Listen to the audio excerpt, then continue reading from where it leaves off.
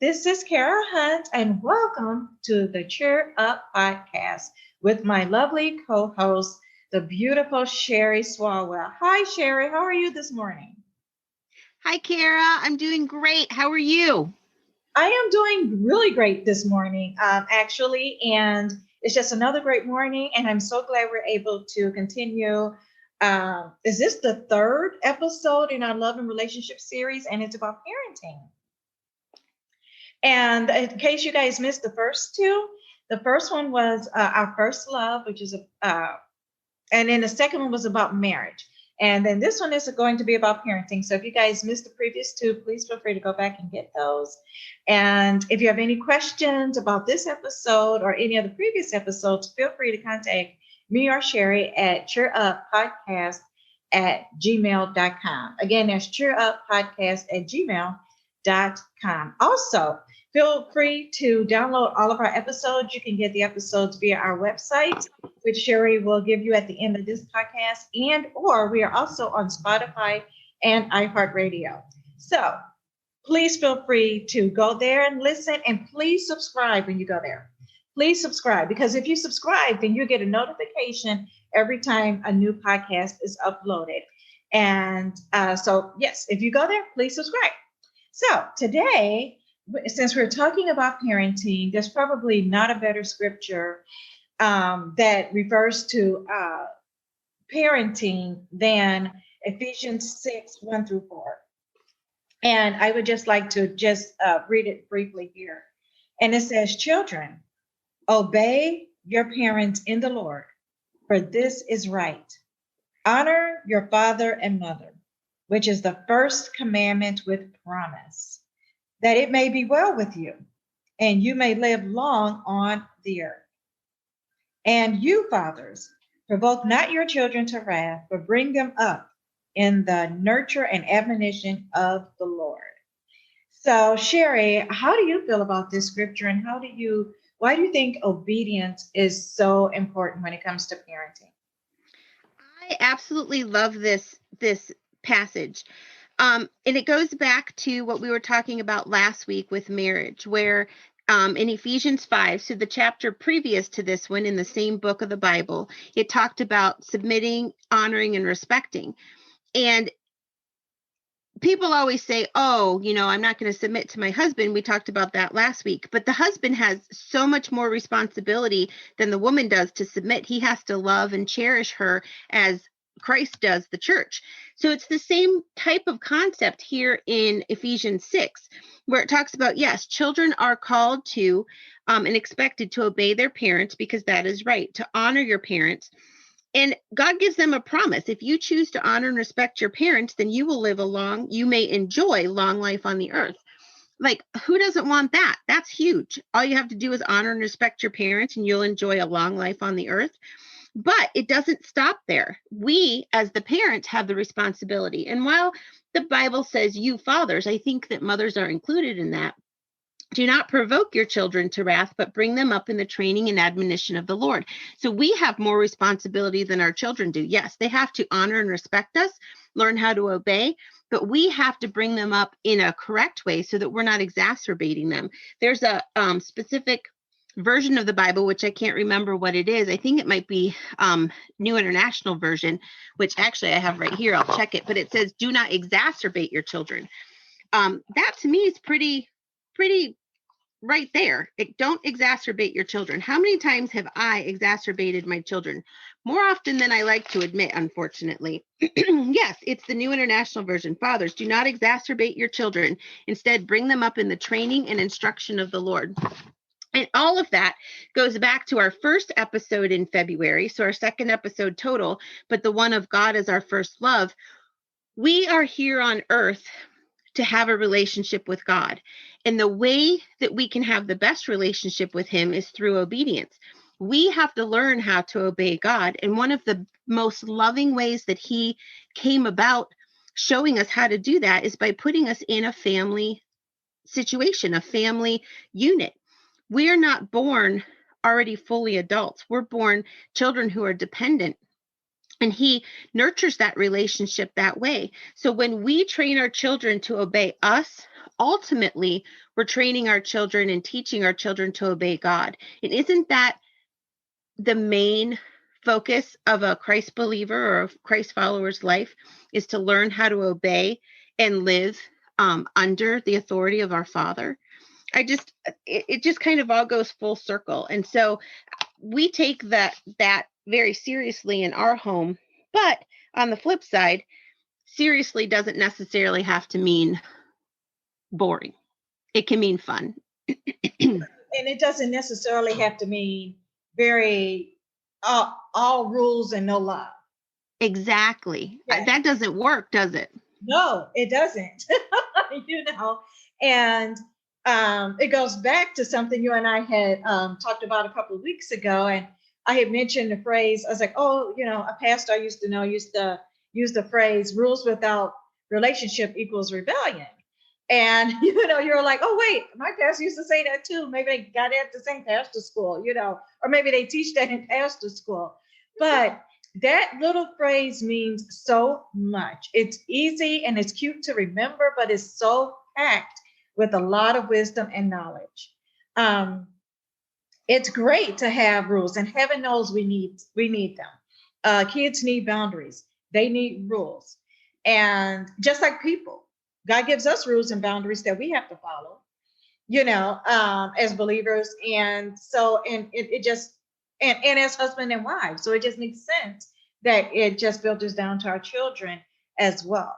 But again, all rules with no relationship with your children rather, can equal rebellion, because all they will hear is the rule,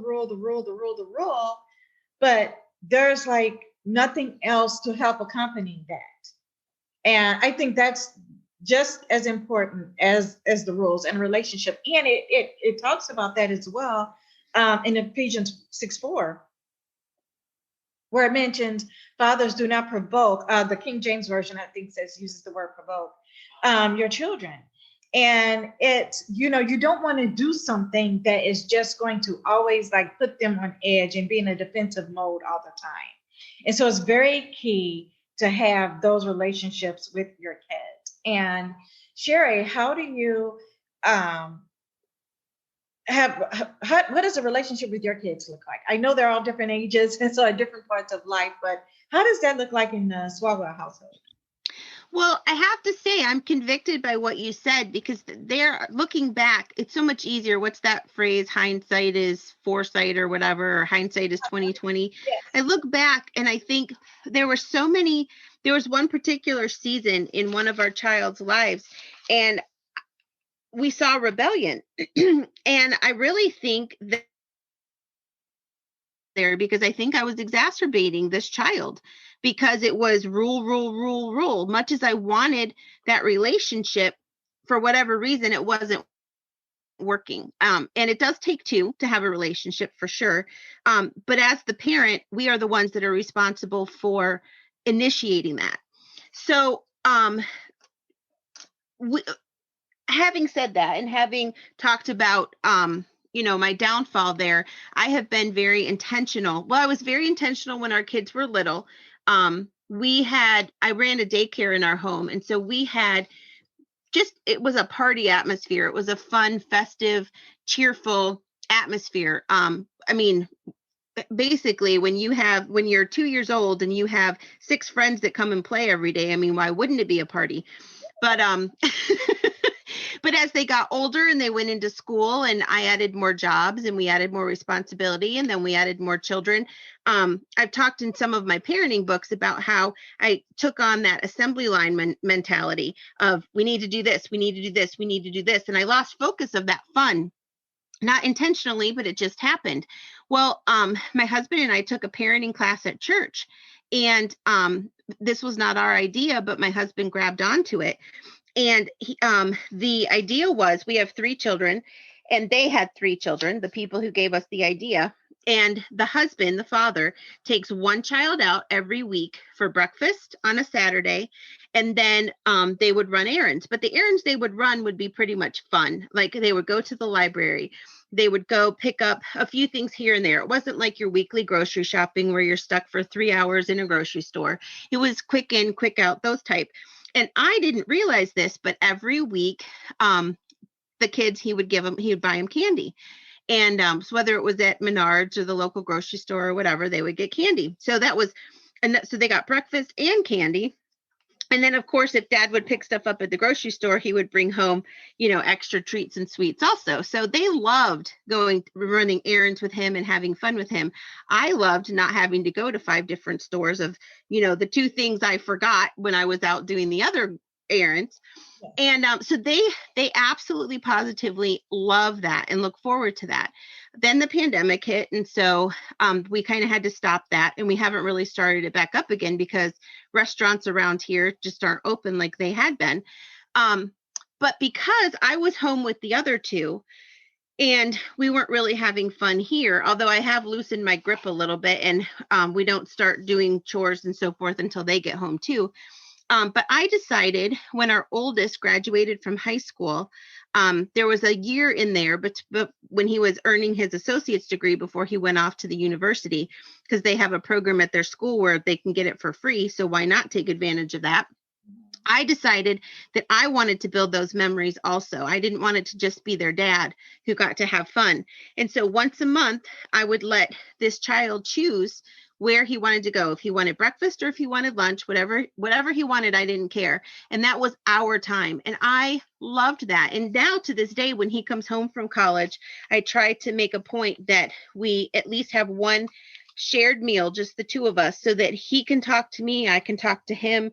And he's an adult now. So, our conversations are more in depth and just so much fun. And our second child is getting ready to graduate this spring, and I plan on doing the exact same thing with that child.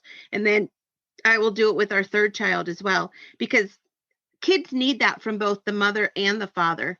And it's different, but they need it from both. And we need it with them. And I'll tell you what, it really, truly has made a difference. That rebellious spirit has gone.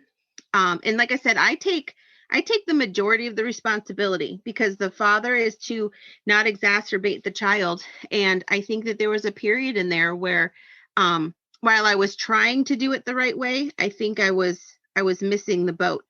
And it made a difference. And it really does make a difference. And there are no perfect parents out there. There are none. There's not the perfect dad, the perfect mom, the perfect parental couple. I just don't think it exists, because it's just one of those things, responsibilities that we take on in life that sometimes we're not really prepared for. And a lot of times it's, some of those, and it's so awesome with believers, because at least the Bible gives us a lot of the different guidelines that we need to go by. So we kind of like have those boundaries, for our kids, of what's acceptable, what's not acceptable. And, what happens if you go too far over the line. And I just think it's such a blessing to when you're able to bring your kids up that way in a Christian household, because you don't have to guess. We're not scratching our head at every turn. And as any parent knows, sometimes there could be a lot of turns, Oh, yeah. Depending, on the family, on the child, on their temperament, and different things. So it's just one of those things that I think it's an awesome responsibility. There's nothing, I can only speak from a mom's standpoint, but there's nothing like being a mom. And it's just one of those things that it's just awesome to be able to do. Now, can we say, at least let me speak for me, can I say I did it all perfectly? No, I cannot. As a matter of fact, if you probably ask my boys, they probably say I failed more than I succeeded. But it was all, and I just had to, I can't say play with, because that's not the term, but I only had 2 to practice with. There you go. Let me say it that way. I always thought, if I had like 3 or 4 or 5 more, then probably by the last one, I probably would have gotten it right. Our family situation at the time was a little bit different. We had my husband who was going to lie, because he was very active military. And so a lot of the time, sometimes weeks or months, on end, depending on, what was going on in the world. It was just me and the boys. So sometimes I had to be the disciplinarian, both ways,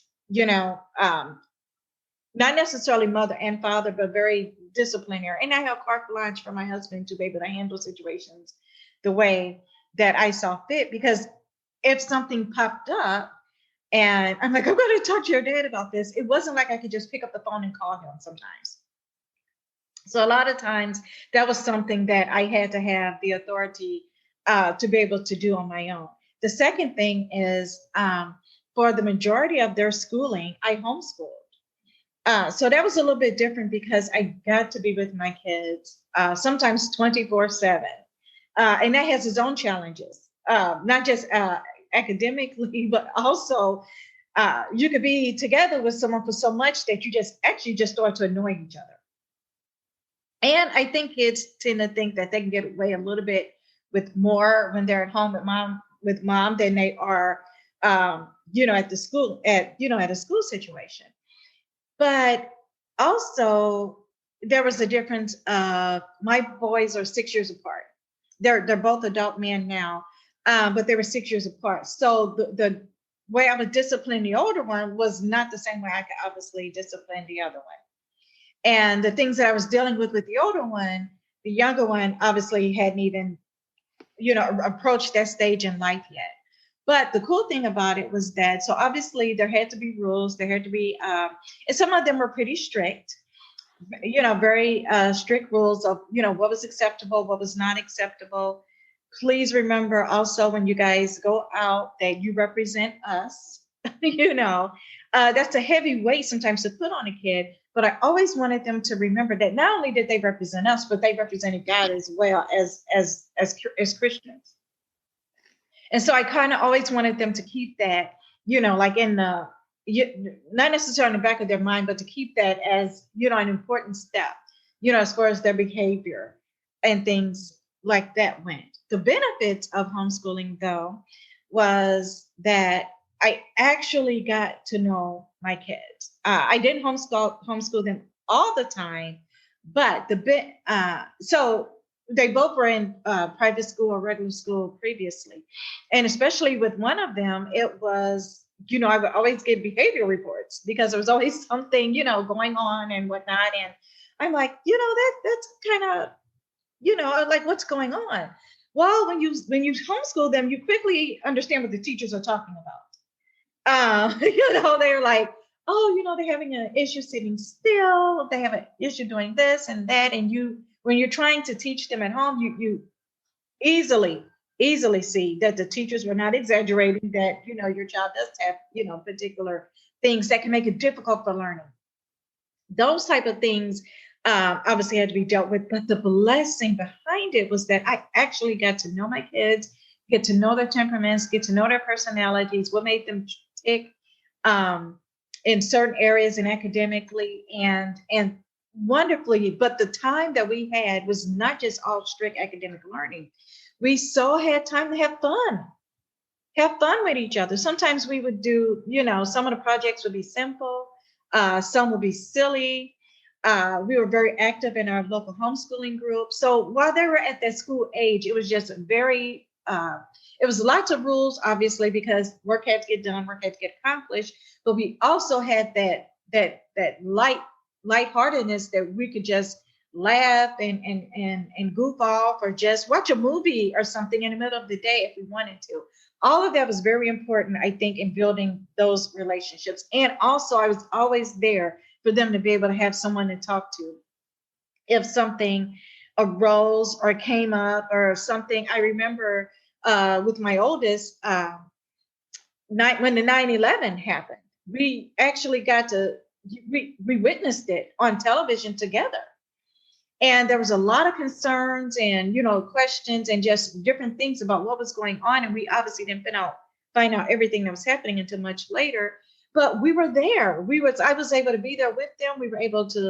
I was able to talk about it. The same thing with when something would come on the news or something, and it's like the Columbine shooting and different things that would happen in that particular era. It was something that we could actually sit, we could put the books aside, we could sit down and just actually talk these different things out. And all of that, I think, was just a beaut. I can't say the word beautiful, but I cherish those moments. I actually cherish those moments because I actually got to have those conversations, and some of them were very deep and even raised more questions.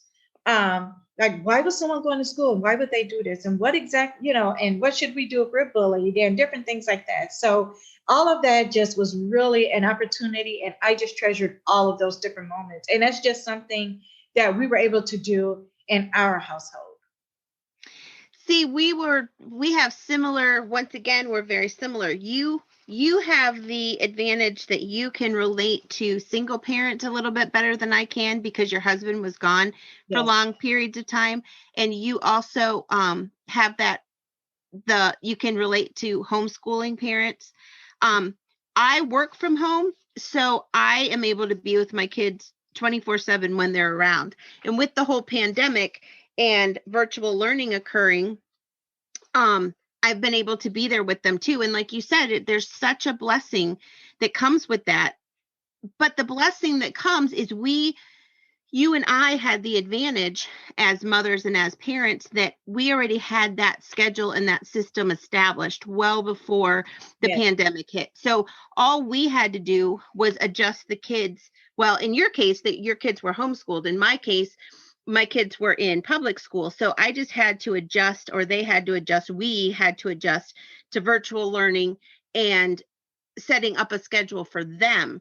But my schedule and them knowing that I was around and me just being that constant um, figure was already there. And I remember I was having a conversation with my husband, and I was saying, with all the upheaval that we've had in 2020, and all the changes and all the ways that schedules have even had to change by the week sometimes, or by the month or whatever, to just go with what is happening in society.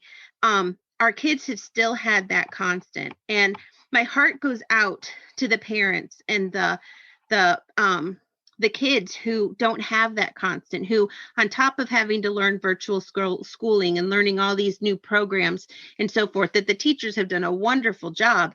But it's just not the same. I mean, it's not the same being in person as being at home.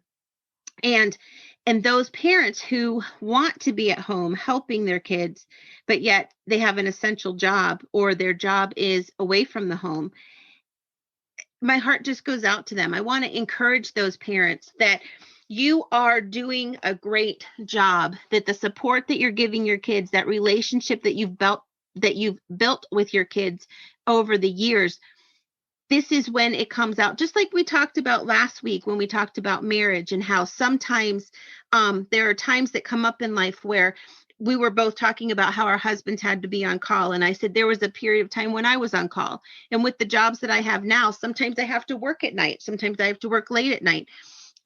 Sometimes the schedule just is that you can't be together for whatever reason, but you've built up that bank account. You've built up that love ahead of time, so that it's more understanding. So I want parents to be encouraged that if you've taken the time to build that relationship with your kids, that love bank is going to help, and it's going to get you over the hurdle of whatever it is you might be facing. And I also want to speak to the parents who might have rebellious kids. It's a twofold encouragement that I want to offer them. One, I would like to prayerfully ask you to examine your own life, to examine your parenting skills, and to say, is there one thing that maybe I need to tweak, one area that I might be exacerbating my children in? And Lord, if that's the case, show me so that I can make that small change, and maybe that will help. But you know what? The other part of it is, maybe it's not your parenting. Maybe your child is just going through a difficult season right now for whatever reason.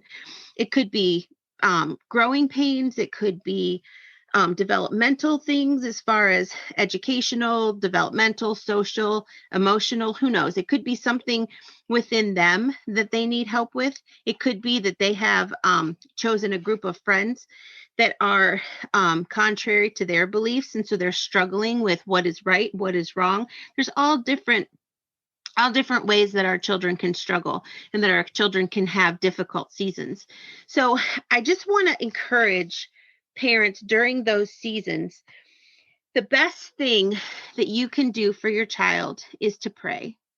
Bring your child to your father, because while your child is yours, it's only temporarily on loan to you. Him or her, your son or your daughter, is temporarily on loan to you, because ultimately we are all sons and daughters of God. So he has just blessed us with that loan. But ultimately, your son or daughter answers to God and is God's son or daughter. So pray about it. Pray and ask God wisdom. He tells us in the Bible that if we ask for wisdom, he will give it to us. So ask for wisdom on what you need to do. We have 3 different personalities in our home, 3 different children, 3 different personalities. And while my children are fantastic, everybody has their moments. And so as they would go through difficult seasons, we had to do different things for different kids. I would encourage your child to get into the Word, to read the Bible. But at the same token, if they are against everything that you're doing, exacerbating your child would be forcing them to do things that you don't want to. So come up with incentives. We have come up with incentives for our kids, fun things. If you pay them for chores, why can't you pay them to read the Bible? If you pay them to shovel or help out a neighbor, why can't you pay them to memorize a few verses? We had one year we decided to do a spring break, a fun spring break week. And part of that week, every day we did something different. So we kind of did it along the lines of like a school pep rally week. And we did it for spring break. So we memorized verses. We memorized the whole armor of God, because I thought that was a good one. That's found in Ephesians 6:10 through 20. We memorized the fruits of the Spirit, which is found in Galatians. And I think we memorized like John 3:16. So we had 3 Bible passages to memorize, and they got a prize. I think it was ice cream at the end if they memorized that. And then every day we had a different theme. One day it was fun. We spent $5 a piece, and we went out to Meijer, our local grocery store, and they could buy whatever they wanted for lunch for $5. And then we took it and had a picnic at the zoo. And every single person ate according to their personality. I think I got a donut. I think our daughter got, I don't remember, Nerds or something that she loved back then. And even our 2 or 3-year-old, we let him pick out what he wanted as well. So that was one day. Another day, they had to serve their grandparents. So they had to do some chores around their grandparents' house. Another day, my parents came and they had a craft day. Another day we had like pajama day and we watched a movie. And another day was like backwards day or hat day or something like that. So we had fun, but at the same time, I brought in scripture because it's so important to hide God's word in your heart. But we were all learning it, myself included. So they didn't feel singled out. They didn't feel like it was a chore or like something they had to do, but it was something that they enjoyed doing. And then, like I said, I think I rewarded them with ice cream at the end. Whoever learned it to the best of their ability, whoever tried, got the prize. And really, I mean, when we look in our daily personal life with God, he's pleased when we try. That's what's important to him. We don't have to be perfect. We don't have to hit the mark every single time. It's our heart behind it. So I just want to encourage you as parents that, I mean, start small, start big, however you want to. It doesn't take lots and lots of money to build a relationship with your kids. You can have game night with games you already have. You can go outside and play flashlight hide and seek. You can put a puzzle together. You can take a walk. Like there's so many things you can do. They want our time. And I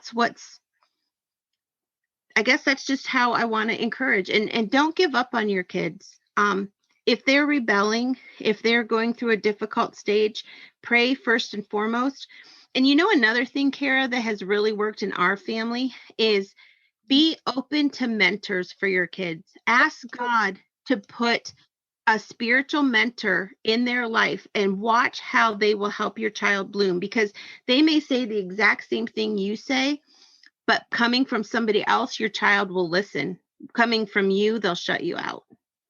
Absolutely. And I just want to reiterate a couple of things that Sherry mentioned. And the first one is absolutely pray for your kids. I remember watching a program some years back, and it was a group of moms. I don't know, 4 or 5, maybe 7 moms on this Christian program. And, they were all just television, and they were just kind of sitting around, just talking about, kids and the different things that they were dealing with. And, but it was kind of, I guess maybe kind of upbeat. But then there was this one mom who was just like, and obviously it's been a couple of years, so I can't remember exactly what she said verbatim, but she was just kind of, just to sum it up, like, my kids are wrecked. I don't know how you guys are doing this. I don't know what's going on. I know one of them is doing this, or one of them may be doing, another one may be doing that. And she goes, and I know that I should be doing something about it. But here's the next part is what really got me. She was like, I know I should do something about it, but she said, I don't know what to do. And I think a lot of parents are in that situation. They know they should do something about it, but they don't know what to do. And a lot of times that could just simply be because they may have been raised different. They may have grew up in a home full of harmony and everyone loved and laughed. And so now they have a home full of chaos, and they don't actually know exactly what to do about it because they've never experienced that until now.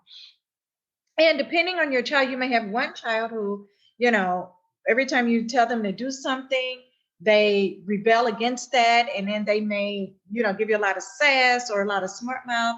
You may have one, you tell them to do A, and then they intentionally do B. You may have another one who is, just really has a rebellious spirit. It just seems like they rebel against any and all types of authority. You may have those who, like, I raised them in the church. Why are they going astray? Why are they doing this? Why are they embracing their religion? So there's so many things that can happen with just one child, not to mention if you have a house full of them. But here's the thing. If you don't know what to do, pray. Pray for that wisdom Sherry was talking about. And if you want to do a word study search of wisdom on the Bible, please do it. Ask God for wisdom, because the way we sometimes react in parenting has sometimes more to do with we are reacting to a behavior, something like that they're doing. So if you say, I asked you to make your bed this morning, and it's now 2:00 in the afternoon and they still haven't made it, you're reacting to them actually just not making the bed. But when we pray about it and we ask God wisdom for it, He can give you insight into why that child may not be making the bed. Why are they resisting things when you ask them to do something? Why are they yelling and screaming at you instead of talking at you or with you? Why is everything so dramatic with this one particular child? Why does this other child not seem to have any care or motivation to do anything in the world? And God knows the why. All we know is the behavior. We see it, we get upset at it. We want to discipline it, which is by far we definitely need to do. But sometimes we don't know the why, especially if you have a non-communicative child. And you ask them this is the 12th time this week I've asked you to make the same bed and you haven't made it. Why? What's going on? I don't know. Just because. We may not know that, and they may not honestly be able to communicate it. But you know who does know that? God. He knows, because He knew that child before he was even in your womb, and before that child was even a part of your family. He knows. And so I just want to encourage that you take each situation that you encounter with each child and just constantly ask God for wisdom and say, God, is there something more going on here? Is this just typical rebellion that needs to be disciplined and I need to set more boundaries? I need to demand that they're more respectful when they talk to me? Or is there something underlying? Because a lot of times if we just respond to the behavior, it's you notice it's going to keep recurring because the underlying issue was not dealt with. It was not confronted and it wasn't dealt with. And then that way you can communicate about it. So you have a child who is acting out, but they can't communicate why they're acting out. And then you have parents who are getting frustrated. And so a lot of times I just want, again, encourage you, if you don't know what to do, just pray, ask God and say, God, just, is there anything underlying? Is there something that needs to be exposed? Is there something that I need to know? Is my child struggling with something that I don't know about? Is something happening at school that could be triggering this behavior? Are we as parents, as mom and dad, doing something that is triggering this behavior? Are we doing too much? Are we doing too little? Are we too relaxed? Are we too strict? God will be able to answer all of those questions for you. And I just want to reiterate that what Sherry was saying. And also while you're praying, ask God to put mentors in their lives. If it's boys, ask God to put in good, godly male mentors that can help empower them, encourage them, and equip them, and encourage a deeper relationship in the Lord. And if it's daughters, it's praying that God will put good female mentors into their life who only want to help them, love them, and encourage them and guide them in different ways. And I just wanted to reiterate that again. So you have anything more you would like to add, Sherry? So one of the prayers that I pray regularly for my kids, my pastor tells us that he has this big prayer that he prays regularly over his children, and it covers everything. And I would love to memorize that and pray that over my kids, but God knows my heart. And the thing that I have prayed over my children from the time they were knee high to a grasshopper, and I pray it over my husband and myself as well, and that is, God, grow in us strong roots so that when the trials come, we will be grounded in you. Grow us strong roots in you, strong roots in you. I think of trees, and I think of I just want God to grow strong roots. So honestly, by praying that prayer about my kids and my husband and myself, I am not praying for an easy life. I am praying for trials to come so that they can have the opportunity to grow those roots, because roots don't grow in pleasant weather. They grow in the storms. And so, but I want more than anything, more than my children's happiness, more than anything, for them to grow strong roots in God so that when the trials come, because they will, that they will be firmly planted and they will not stray. They will not bend. They will not break. Well, they might bend, but they won't break. That's my biggest heartfelt prayer for my kids, that, and that they learn how to hear God's voice for themselves. That's another mantra that we say all the time. Our kids will come to us and say, I think that I should do X, Y, and Z. And I'll say, okay, have you prayed about it? Because our kids are older now. They're, college, high school, and middle school. So they're old enough to know what I mean by that. And, or they'll say, I think that I should do this when I grow up. And I'll say, okay, did you pray about it? I'll say, I really don't care what you do. As long as you know that that's what God wants from you, I will support you 100%. Because I know that when we're walking in God's will, that's when we'll be the happiest. That's when we'll be the most joy filled. And that's when we'll fulfill our purpose. So those are like my main prayers for my kids. But so I would encourage parents to, one, if you don't have, so we talked last week about offensive versus defensive relationships, being on the offensive, preventing problems before they come instead of always having to fix problems because they're there. But you know what? If you're in a parenting situation where the problems are already there, that's okay. God is wonderful. He provides the wisdom. Like Kara said, maybe it's just one or two things that need to be tweaked. Maybe it's just one or two things that you need to press in about. And when God reveals that to you, it will take care of the problem. So I encourage parents to build that relationship and build those relationships with their kids. You can read the 5 love languages from, I think it's Gary Chapman, if you don't know what your kids' love languages are. But you know what? Even if you don't hit on the one love language, if you work on all 5, it's touch, or appropriate physical touch, gifts, being together, words of affirmation, and so quality time, words of affirmation, and I think I'm missing the fifth one. I can't remember. I'll have to look that up.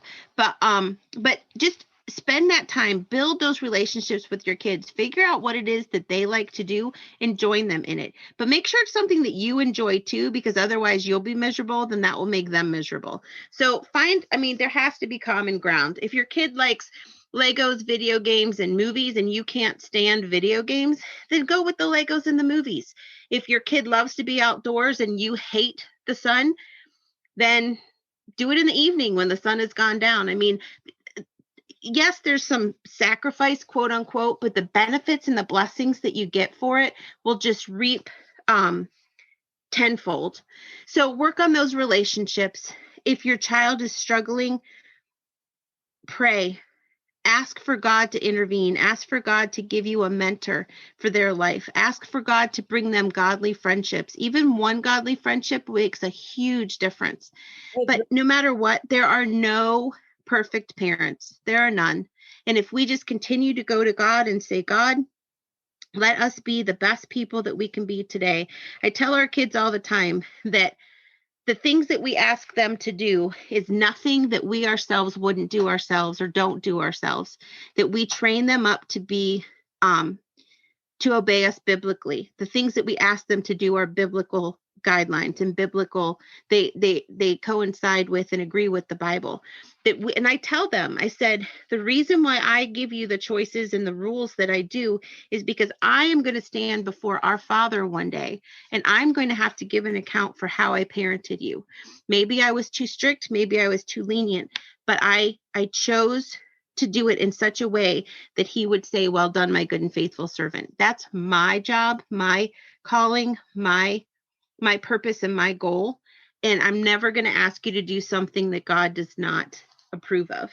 But those are the guidelines that we live by, my husband and I, and our kids know that when we ask them to do something, even if it goes completely against culture, completely against society, it's because we know that we will stand before God and give an account, and we want to make the best choices that we can. Yes. And that's very important. Absolutely. Yes. We have loved sharing this time with you. We're just asking you guys to let us know, what are some fun things that you do with your kids? What are some things that you do as a family that you really enjoy? If you would send those to cheeruppodcast@gmail.com. We would love to hear from you. Do you need prayer? Is your child, or are you going through a particularly difficult season right now? Would you like us to pray with you? Would you like us to encourage you? Email us at cheeruppodcast@gmail.com. If you want to visit Kara and all that she's doing at her website, go to kararhunt.com. KARARHUNT.com. If you want to see me and check out my books or anything that I'm doing over there, SherrySwalwell.com. CHERISWALWELL.com. Next week, come back. We're going to wrap up our relationship series by talking about all the other relationships in our lives: extended family, siblings, parents, co-workers, friends, best friends, just all of it. We're going to just talk about how God wants us to live in the relationships with everybody else with us, and how those coincide even with our parenting and our those of us that are married with our spouses. So we would love for you to join us next week. We're so glad that you came today, and we can't wait to see you. Again, if you need prayer, encouragement, or just want to give us some fun tips so that we can add those to our life, cheeruppodcast@gmail.com. Have a great day.